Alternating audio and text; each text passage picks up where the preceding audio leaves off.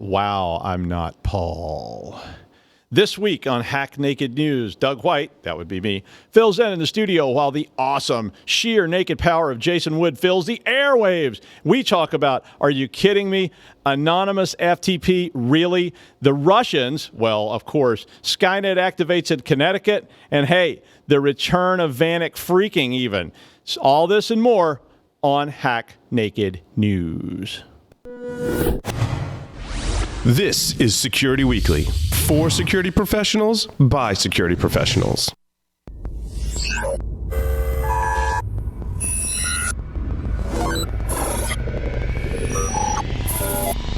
Broadcasting live from G-Unit Studios in Rhode Island, it's the show that brings you the security news each week. And despite popular belief, we do wear pants. It's Hack Naked News.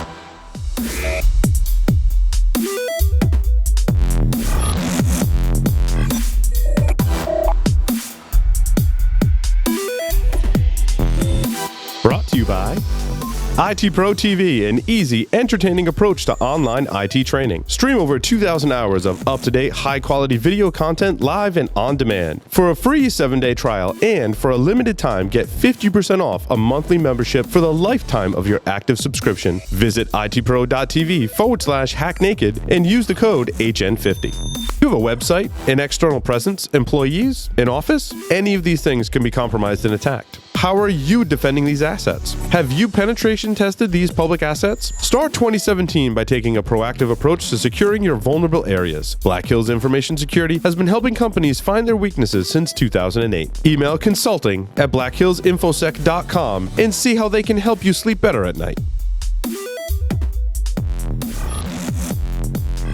Includes Sierra Update, Let's Encrypt, ITIL SOA, ITIL PPO, premium annual memberships include all the video content, which is great, as well as access to the virtual labs and Q&A forums.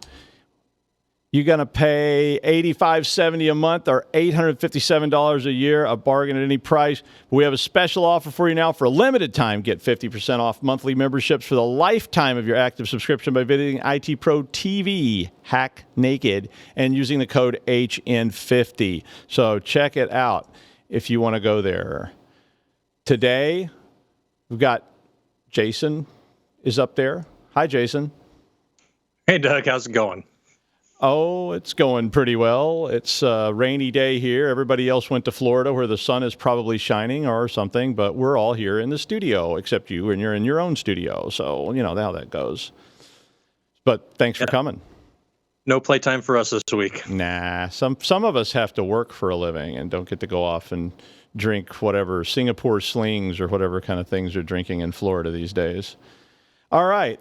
So stories this week. I went through and you went through and we've got all kinds of stuff. One of the first stories up, Anonymous FTP. I literally went and dug out my copy of the Happy Hacker's Guide to Mostly Harmless Hacking. No kidding. And I also found my copy of Uber Hacker from 2000. And when I saw that, because the minute I saw Anonymous FTP, I started thinking, wow, that's the good old days. That's the kind of stuff that we used to attack way back when, in like, you know, the dark ages. Yeah, that was actually the first breach I've ever worked on, or incident, not breach, but security incident I worked on was a anonymous FTP server somebody stood up in our environment. And man, that sucker got really popular right around 2000, 2001 with 3 OC3s behind it hosting data. Absolutely. I mean, some of the first breaches I ever did that were in like the internet age were all done. I mean, and that was what everybody looked for, was anonymous FTP. It was one of the easiest exploits. There used to be a website called ThirdPig that they actually, one of the break-in training modules they had was all about anonymous FTP. So I was actually talked to a couple of people that were researchers. And after you put this story up, and after I saw this, I was like, wow. And I called a guy, and he was like, oh, yeah, we do that all the time because we don't want to have to try to train people on how to do this. And a lot of their software, apparently, that they were using is sort of home-rolled software. And because it's home-rolled, it's not set up right, and then it doesn't have security. And it's just basically sending, in the clear kind of data between these servers. And I was pretty frightened by that, but the people I was talking to were like, oh, yeah, that's what everybody does. And I could definitely see this as being a huge problem. So apparently some of this was in medical research. And, You had reported that there was like 1.4 or 14 million something breaches last year or something like that. What was the number? We'll take a look at that a little bit later, but Okay. It's 1.4 billion records breached in 2016. Well, so that's a lot of damn records right there for sure. And maybe a lot of them are coming via anonymous FTP. I don't know. Well, they could be, because it's certainly easy to breach things with anonymous FTP. And medical records are one of the scariest things of all, because when I first started doing pen tests, for that side was in HIPAA. And one of the first places I ever did a pen test for a doctor's office, they called me. They said they got cited in this, like by their insurer, and they had a problem. And I went in and was looking at stuff, and I was just absolutely shocked and stymied by the data that they had transferred from paper. So they had taken all these paper records and they had put it on a database server that was literally just sitting wide open. I mean, anybody could have logged into it. It had no credentials. It was unbelievable. I mean, if you knew anything about, SQL, you could query it just like by logging in at the command line. And people were. Right on. So anyway, so that was one of my stories for the week. The second one, I can't get off this, but it just keeps coming back around. Everything I see was about, will the U.S. be ready for the 2018 elections? There apparently, and we don't ever do politics on the show, as much as it pains me because I love to talk about politics, but we won't. But apparently, there's evidence that the Russians did indeed do some hacking in the last election, and I guess the discussion was about, will we be ready for the next election? And I don't know. What do you think? My opinion is, I look at how government moves and all of the things that are related around IT. Yeah, probably not. I just don't see being able to adapt to that. I completely agree. I mean, one of the things that came up from was a hack of the DNC, and and so much of that was done. People had passwords that were password, but most of it was phishing attacks. And I think, that kind of, to me, starts to slip it out of the boundaries of hacking and the concept of hacking and into just sort of the social engineering idea of people have no training. The government seems to be trying to learn about this stuff, but as we know, the government moves pretty slowly. I do know that we've seen more white papers and more presentations coming out of Congress about some of this stuff, but sometimes I worry about just how much do they really get about what we're talking about. And how much are they really focused on that? I think all this, maybe the theme of the show is going to always be about it'll never happen to me, which was one of your articles for this week that we're going to talk about after the next break. But I like that idea of it'll never happen to me, because I think that's where a lot of government, a lot of state and other entities are. The other problem they face, of course, is with budget. As you know, when we talk to these people, and I've talked to lots of them, and I start talking about, there's a real issue here with how do you teach all your employees not to get phished? How do you teach your employees about malware? How do you teach your employees about these things? And the first thing we get back is we don't have any budget for that. And, and then suddenly you've got people, like Fancy Bear and all those guys running around doing that.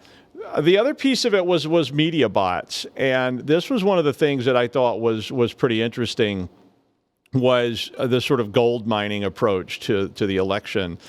World of Warcraft has always had gold mining firms. I remember my daughter was really little. I was teaching her how to gold mine some game. It was called like Club Penguin or something, and I figured out a way to gold mine that baby. And we were bringing those gold coins in by swindling 3-year-olds out of every dime they had on that game. And World of Warcraft had a lot of gold mining stuff that was going on back then. And I like the idea. It's scary, but it's definitely something that it makes sense. The media bots were out there on Twitter. They paid people to act like bots, and it just really, really got crazy. I think we have to start pushing this down the line in the community. One of the things that's interesting about the media side of things, of the media bots out there, is just they don't have to hack servers or whatnot to mess around with the votes. They just had to influence public opinion and people's views on things, and light fires and whatnot. And all of a sudden people start reacting to that in the ballot box. And that's Psychological operations right there, folks. You're absolutely right. It was really just pure social engineering. And I got asked a couple times during the election by different press people, do you think the election has been hacked? And I kept sort of replying, I don't think so, because all these election machines and all these voting machines are very isolated. They're SCADA-type machines, so they're unique. They're not consistent. And I think it would just take a massive effort to try and hack all these different machines. It's possible. A guy from MIT showed that you can hack a voting machine, but it involved like physical compromise and all kinds of stuff. And I've always said forever, if you get physically compromised, I own you. And I don't care what it is. I mean, whether it's nuclear weapons or anything else. If I'm inside the silo, well, who knows what I can come up with. Speaking of all that, one of my other stories that I saw this week was there's a bill in Connecticut that I started calling Skynet activates. And they basically want to allow armed police drones to float around. And they were going to arm these things with, I don't know what. It didn't really say what they wanted to arm them with. So I'm like, are there going to be drones floating around outside your house with like bazookas attached to them? So, you mess up speeding. Well, we'll stop that pretty quick. And, a couple of paintballs to the windshield may slow you down. I know they use paintballs some places to flag cars. I think it's in Australia or somewhere that they do that. Did you see the story about the drones? Yeah, one of the things I looked at on this was that it states deadly weaponized drones. Well, yeah, that was the difference. So we're not talking about paintballs. It's going to drop some pepper spray or paintballs or whatnot. What you're going to end up with, something is running around with some kind of deadly weapon embedded into it, and that is scary. Not very comforting as I look at the security around these drones. Yeah, I mean, they've talked about that on Security Weekly. I know Larry's talked about that a lot about, I mean, not even if you just talk about the firmware hacks, but you talk about the radio frequency hacks and the controller hacks and all these other pieces. And I'm like, okay, how are you going to test these drones before you strap a machine gun on it and turn it loose in traffic? And, I really thought this was one of the scariest kind of stories I had heard. And when I mixed that with what I know about Russian phishing and just phishing in general, I was thinking, wow, that's starting to scare me pretty good about this. And I was worried quite a bit about the idea of the drones with armed weapons floating around. I do think it would be interesting, though, to watch a handgun strapped to one of these devices go off and watch the drone just start spinning around from the recoil. There was some guy, I don't know, it was one of those YouTubers had a drone with like some kind of weapon attached to it. It was flying it around in the woods, and it was a handgun. It was firing. So maybe if you got a powerful enough drone, I don't know what caliber the gun was or anything like that, but well, with that in mind, I did want to throw out for you an April Fool's story because this was a good one. And I read maybe a paragraph and I was like, this is nuts. But this story was about essentially what I call Eck Phreaking, which is an old idea back from the 60s. And if you don't know what Eck Phreaking is a kind of what they call a side channel attack. And the idea of Eck Phreaking was to take an oscilloscope and detect the electromagnetic radiation coming off of CRT monitors, because they used to have some big honking CRT monitors. I had one I called the Tan Master, which was like a giant ViewSonic monitor that, I mean, I don't even know how much radiation my face soaked up. That's what's wrong with me. That's why I look so good on camera. But this story was a joke, and you can read it on the wiki if you want to read the story. They spent a lot of time and energy on it putting this up, but they basically were claiming they could listen to your mobile device, to the processors in your mobile device humming as they processed encryption, and by doing that somehow they could feed it through this very sophisticated system to crack RSA encryption, which I thought was pretty funny. Just the sound of your processor screaming is going to be something that we can detect and somehow make sense of. So it was a cool April Fool's story, and they did have a pretty good video about it until you get to the part where they're using marshmallows or something in their model. But that leads me to something that we all love, which is quantum encryption. And this story was pretty interesting to me this week. And I read it, and I ended up reading several other articles about it because I like quantum. I like the idea of quantum computing. And the idea of quantum encryption is a pretty interesting thing. basically, in quantum encryption, the idea is that if you can polarize photons, so you take a bunch of photons and you can spin them, you can put them up, down, sideways, you can twist them so many degrees or whatever, you actually have many, many different states that can be used to represent different bit structures. And by doing this, there's sort of a problem in that if some of the photons get intercepted, then you know they're missing. And I called this Schrodinger's Starbucks, but Schrodinger's paradox was about if you observe something, it changes it. And the idea of quantum encryption was essentially that you could detect that someone was attempting to spy on you. So by doing this, they were taking very, very near field stuff. And what they were doing was putting out extremely powerful light sources in the mobile devices and using that so that they could do like Apple Pay. But now instead of using just regular radio frequency, it was using these very high speed, very intense LED lights. And they were broadcasting those across to the other side. And if any photons disappeared, then you get a notice that this is a problem. Have you read anything about that, Jason?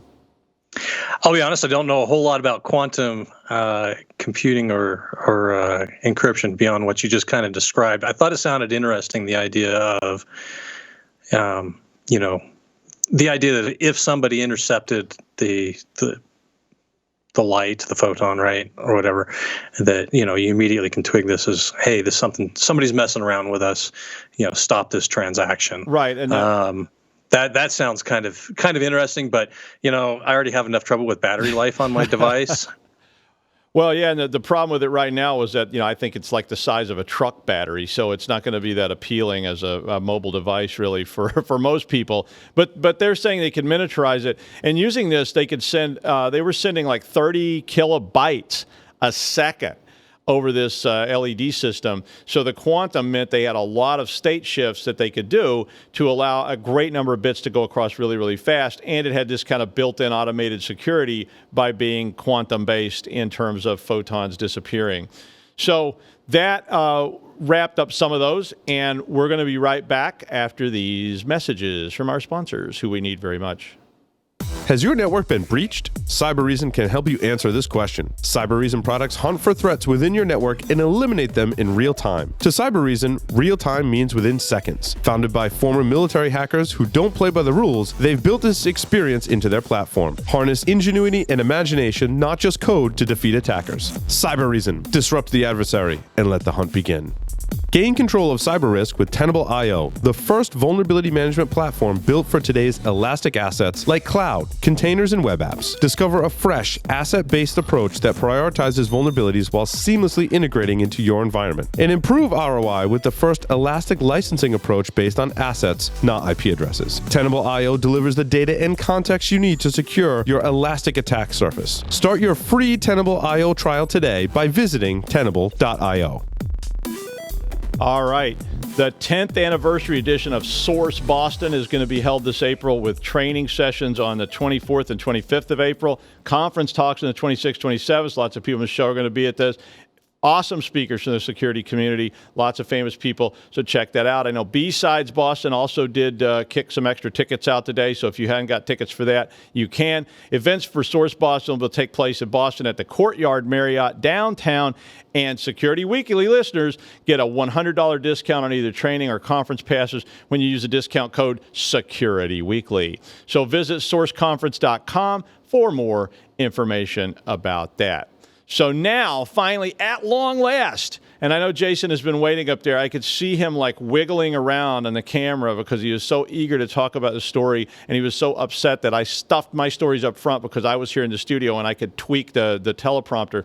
So let me let Jason talk about this a little bit. 1.4 billion data records were exposed in 2016. Right. So these two articles that I pulled out, individually, I looked at and thought, maybe this isn't big news. The first one was a little bit of a commentary written up on the IT Security Guru site, where they commented on the end of the "it'll never happen to me" mindset. This idea that, hey, we've got our stuff together, we'll never get breached. We're a small company, nobody will notice us, and nobody's going to come after us.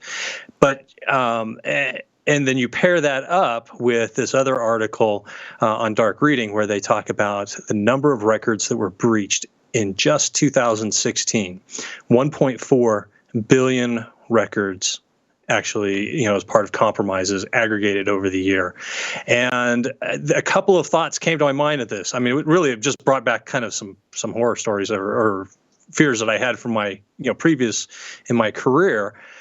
But, I remember when some of the first data breaches started happening, you had LexisNexis, and there was another one that I'm fading out the name on, where it was a few 100,000 records, and it was the big name breach of the year. Everybody's panicking. Oh my gosh, these guys lost 200,000 records. And, you forward up about 10 years, now we're up to 1.4 billion records in the course of a year. Contrast that with people's, trying to stick their head in the sand, basically saying that, hey, it's not going to happen to us. You go out there and you look at the news and you see, no, it can pretty much happen to anybody. It does happen to anybody. And we can't keep acting like, hey, it's going to be all right. Nothing bad has happened yet that we know of.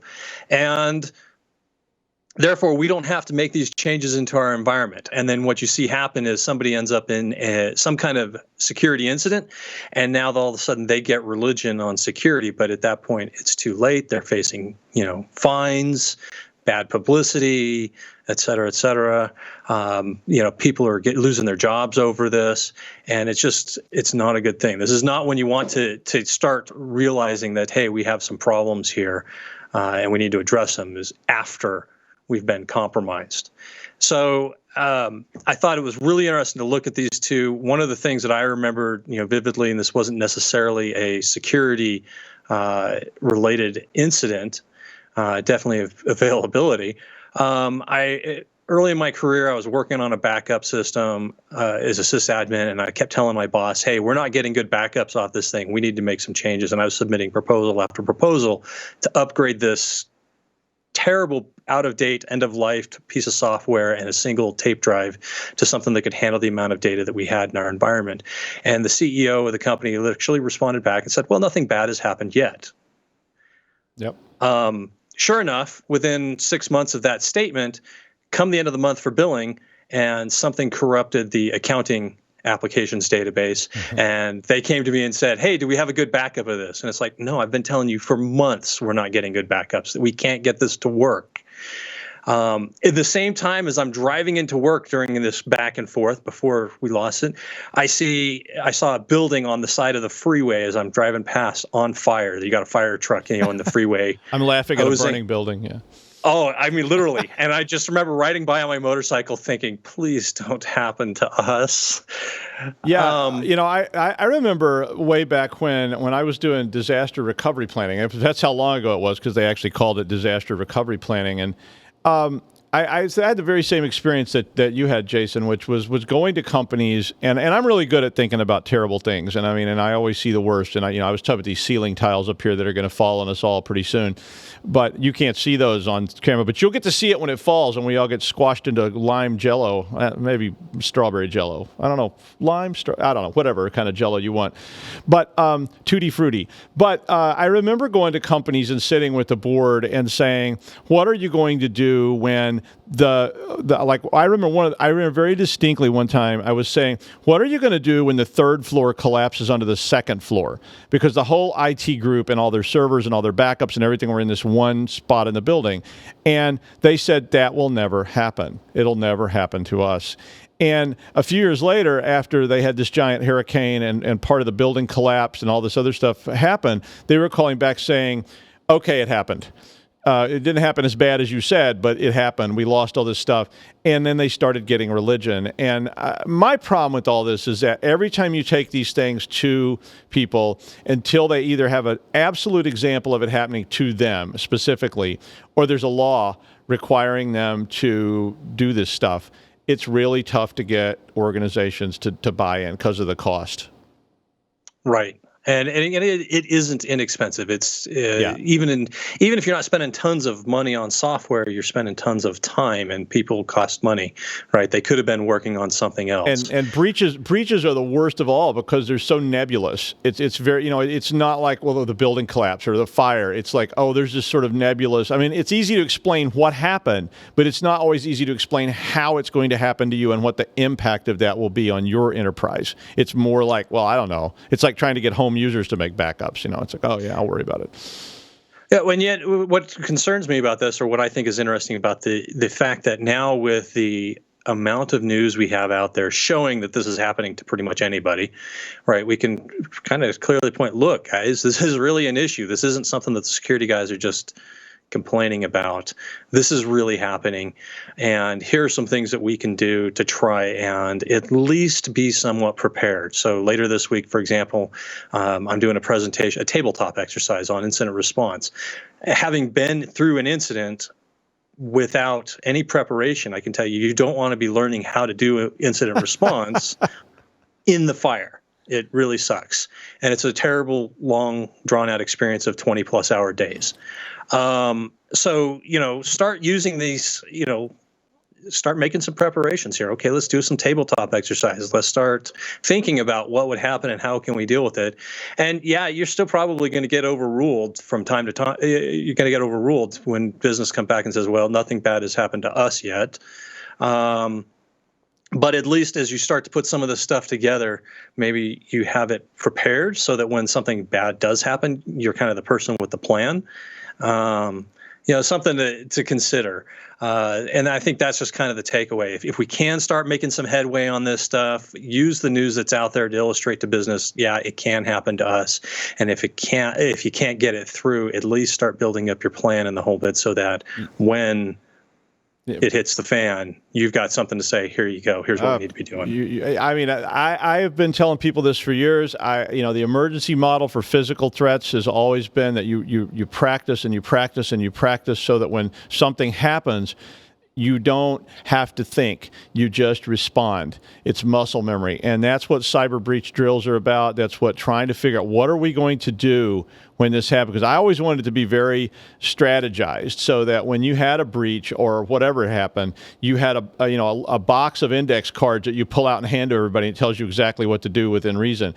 And I mean, obviously that's a little naive, but the idea of being able to do that is important. And then, you brought two stories to the table this week, one about anonymous FTP, which a lot of people listening to this show probably can't hardly believe is still out there. And the other one was about that there's still Windows 2003 unpatched servers out there running. And we all know that they're there. I know they're there.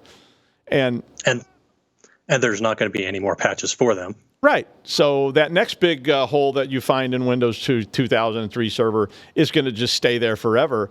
And you see that stuff. I mean, for years, people were finding Windows NT servers and Windows NT 4.0 servers still. And there's probably some of those still sitting out there somewhere that are running. And all those end up leading to breaches.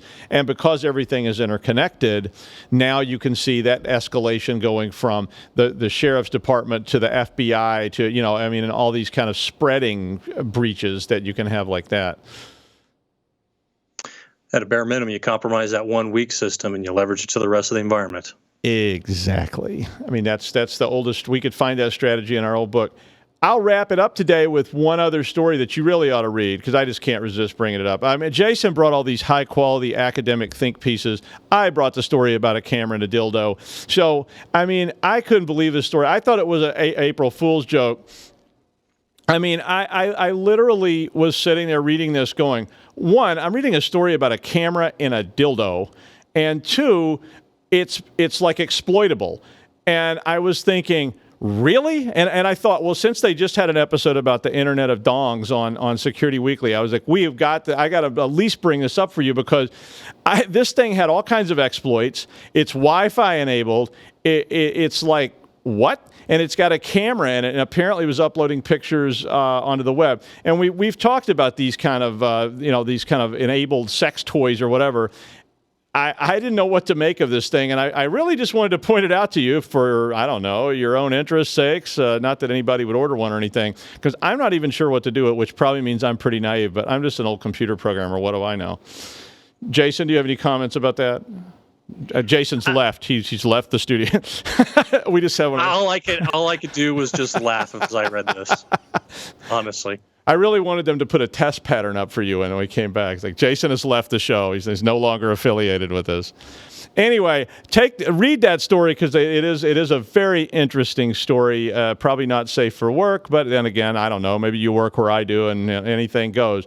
I want to thank Jason Wood so much for being here on this episode of Hack Naked News. He's always the best. I don't want to thank Paul because he wasn't here. So wherever you are, Paul, well, you know where you are. And be sure and come back next week on Hack Naked News. Hang in there.